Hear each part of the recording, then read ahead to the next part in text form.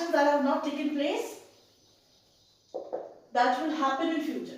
ठीक है, सिंपल सी बात है।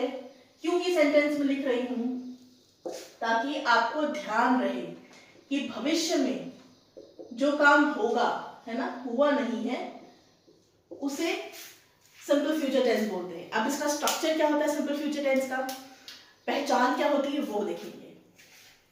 इसकी पहचान ये होती है कि जिन वाक्यों के अंत में, है ना, हिंदी में मैंने पहले ही बोला है, translation is the first and the baby step towards, और it is a nursery class towards learning English.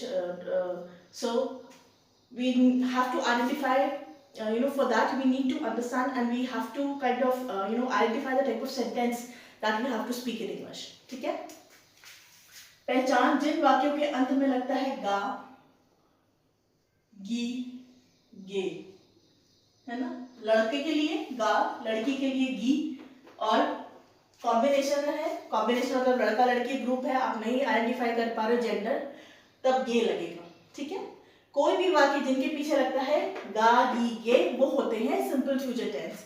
आइए इसका स्ट्रक्चर एक बार देख लेते हैं। Very simple, structure is very simple.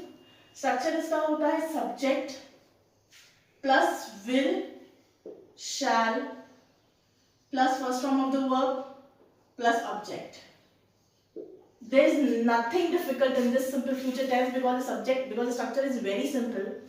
And talking about shall मैं बता चुकी हूँ आपको, I have made detailed videos also, कि shall is no more, it is not incorrect. I've put a cross over it just to tell you again that shall in modern English, it is not considered, and we often omit it. हम इसको नहीं इस्तेमाल करते हैं, shall का इस्तेमाल अब नहीं होता है, हमेशा will का ही होता है। ठीक है, so the structure will be subject plus will plus first form of the verb plus object. ये बात हो रही थी स्ट्रक्चर पॉजिटिव सेंटेंसेस की। कौन से सेंटेंसेस हैं ये? पॉजिटिव सेंटेंसेस जिनमें कुछ काम हो रहा होता है। ठीक है, अगर बात करें नेगेटिव सेंटेंसेस की, मैंने आपको बताया था ना 3 तरह के सेंटेंसेस होते हैं, तो 4 तरह के सेंटेंसेस हैं, but basically positive, negative and interrogative.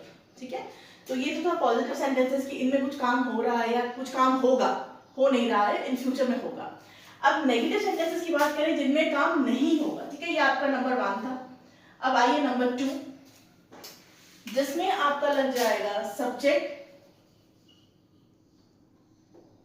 Will not, जिसको शॉर्ट फॉर्म में हम लिख देते हैं वोंट। ठीक है, साथ ही साथ ये भी बता रही हूं, विल नॉट को वोंट लिख देते हैं, आई वोंट डू